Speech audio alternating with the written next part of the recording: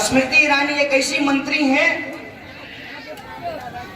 कि सबका डिग्री बढ़ता है, इनका डिग्री घटता है।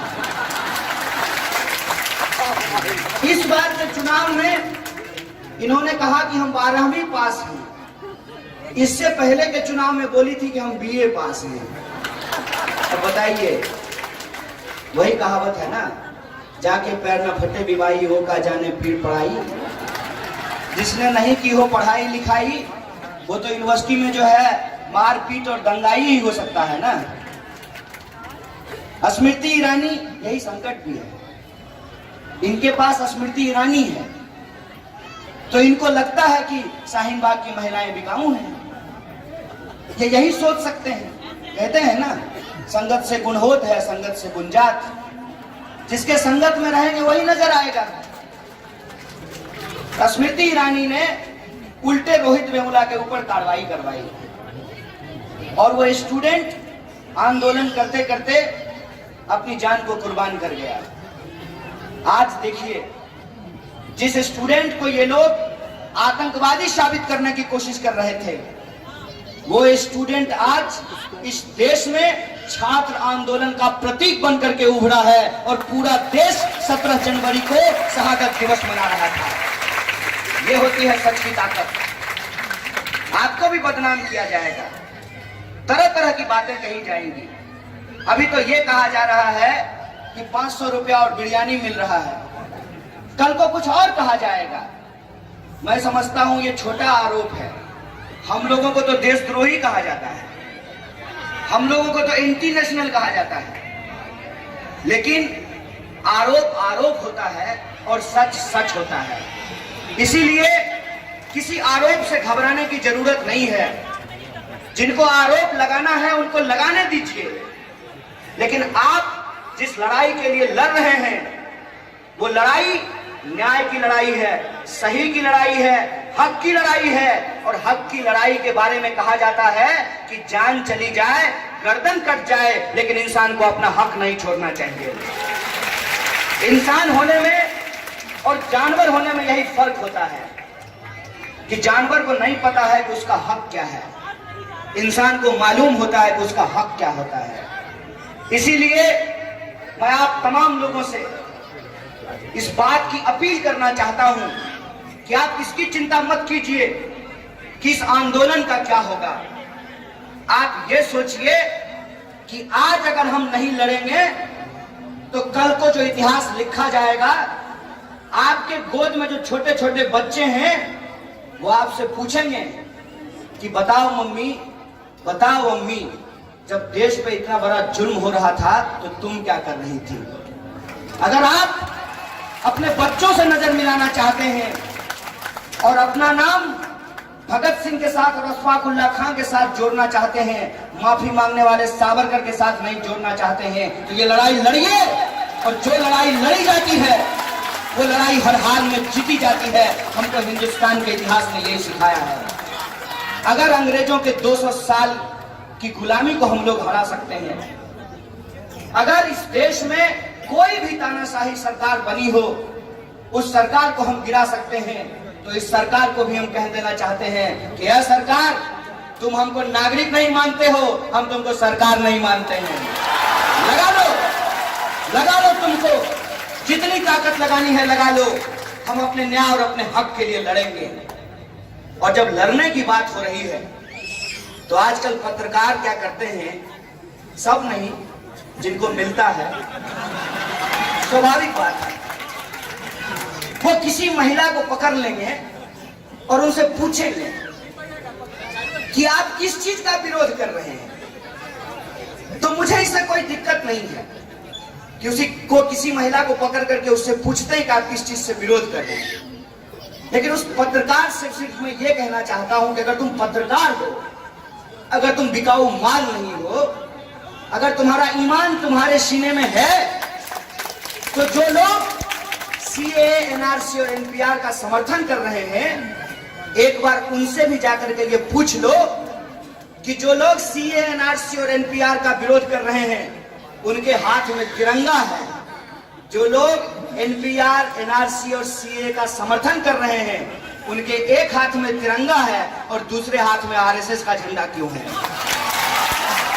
ये सवाल जरा उनसे भी जाकर के पूछ लो कि हमको एनपीआर सीए के बारे में जानकारी नहीं है, तो जो लोग समर्थन कर रहे हैं उनको सीए, एनआरसी और एनपीआर के बारे में कितनी जानकारी है?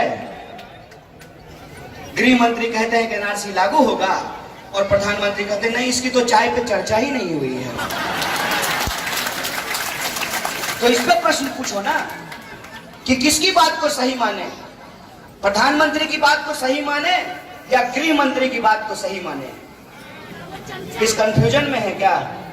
इस कंफ्यूजन में मत रहिए, इस कंफ्यूजन में मत रहिए, क्योंकि आप ऑमलेट बना के खाइएगा कि अंडा का भुजिया बना करके खाइएगा, बनेगा तो अंडे से ही ना। इस कंफ्यूजन में मत रहिए। गोदाम ही खराब है, गोदाम ही खराब है। उस गोदाम से जो भी निकलेगा ना वो वैसा ही होगा। इस कंफ्यूजन में आप मत पड़िए। पहले क्या कहा जाता था?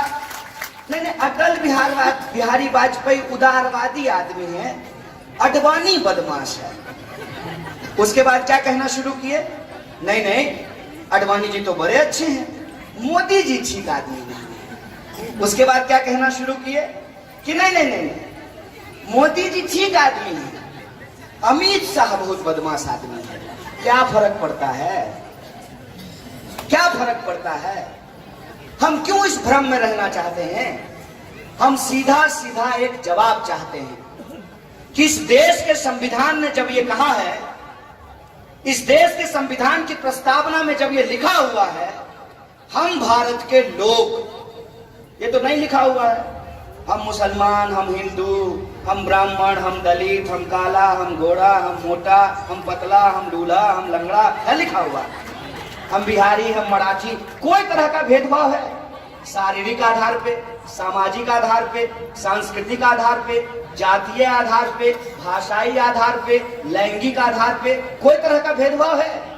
सीधा एक लाइन लिखा हुआ है, हम भारत के लोग। जब हम भारत के लोग हैं तो आप धर्म के आधार पे किसी को नागरिकता देंगे और किसी को नागरिकता नहीं देंगे, ये अपने आप में बेईमानी है, देश के संविधान के साथ गद्दारी है। इसमें क्या बात है? इसमें कोई कंफ्यूजन नहीं। लेकिन जब पत्रकार आकर के आपसे पूछता है तो थोड़ा इस मामले को समझ लेना भी जरूरी है। वैसे अगर मैं मोदी और अमित शाह का नाम लेता रहूं तो आपको भी मजा आएगा और हमको भी मजा आएगा, लेकिन मजा लेने से तो नहीं होगा, क्योंकि अगर आज हम मजा लेने के चक्कर में रहेंगे तो कल को हमारी आने वाली पीढ़ी को सजा भोगना पड़ेगा। इसीलिए थोड़ा इस मामले को समझ लेना भी जरूरी है। अव्वल तो आप लोग ये बात जान लीजिए कि इनको सीएए लाने की कोई जरूरत नहीं थी। इनको सीएए इसलिए लाना पड़ा, जैसे चूहा को देखे हैं नोक्सी में जो है आप आटा फंसा देते हैं और वो आटा खाने के लिए जाता है और चूहेदानी का ढक्कन बंद हो जाता है, तो ये चूहा जाकर के उसमें फंस गया। फंस ऐसे गया कि जब आसाम में एनआरसी की लिस्ट जारी हुई तो 19 लाख में से 15 लाख गैर मुसलमानों का नाम सामने आया। बीजेपी को यह लगा कि हमारा वोट बैंक बिगड़ जाएगा, और यही अफसोस की बात है कि हम इंसान को इंसान की तरह नहीं, सरकार इंसान को इंसान की तरह नहीं वोट के रूप में देखती है। हम इंसान हैं, हम नंबर नहीं हैं। यहां जो बैठे हुए लोग हैं ये भीड़ नहीं है, ये इंसानों की फौज है। इनके पास दिल है, इनके पास भावनाएं हैं, इनके पास अपना परिवार है, इनके अपने सपने हैं। ये महज नंबर नहीं है। लेकिन ये नंबर जब इनके खिलाफ चला गया, जब इनको लगा कि 19 लाख में से 15 लाख लोग जिनको ये अपना नंबर समझते हैं, तब इनको लगा कि इससे गर्दन बचाना जरूरी है। तब जाकर के इन्होंने सीएए लाने की पहल शुरू की। जबकि हकीकत ये है कि 2003 में ही जब अटल बिहारी वाजपेयी की सरकार बनी थी, इसीलिए मैंने वो उदाहरण आपको दिया। 2003 में ही ये नागरिकता संशोधन कानून पास कर चुके हैं। 2003 में उस नागरिकता संशोधन कानून के हिसाब से सबसे पहले देश में एनपीआर तैयार किया जाएगा, नेशनल पॉपुलेशन रजिस्टर। और एनपीआर कैसे तैयार किया जाएगा?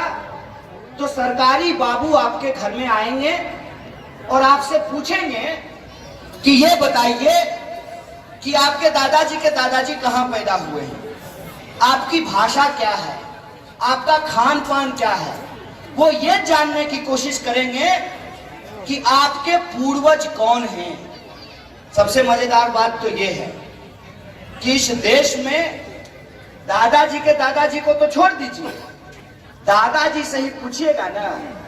कोई भी बच्चा जाकर के पूछना, कैसे दादाजी बताइए आपका हैप्पी बर्थडे कब है, पूछना किसी दादाजी को, तो दादाजी कहेंगे उस साल बाढ़ आई थी, बहुत बरसात थी, जलजला आया था, उसी साल हम पैदा हुए थे। दादी को पूछना कि दादी कब पैदा हुए थे आप, अरे उस समय जो है बड़ी कड़ाके की ठंड पड़ रही थी, अम्मा बता रही थी, भैंस को 2 बच्चा भी हुआ था। अब ना भैंस है ना भैंस का बच्चा है कि भैंस से जाकर के पूछें कि मेरी दादी का हैप्पी बर्थडे बता दो जरा। दूसरा हकीकत ये है, ऐसा नहीं है कि हमको मोदी जी से कोई व्यक्तिगत दुश्मनी है, इतना फुर्सत नहीं है हमको, इतना फुर्सत नहीं है। अब एक बात बताइए, आप सड़क से चल रहे हो, अब कुत्ता आपको काट लेता है तो आप पलट करके कुत्ता काटने लगते हैं?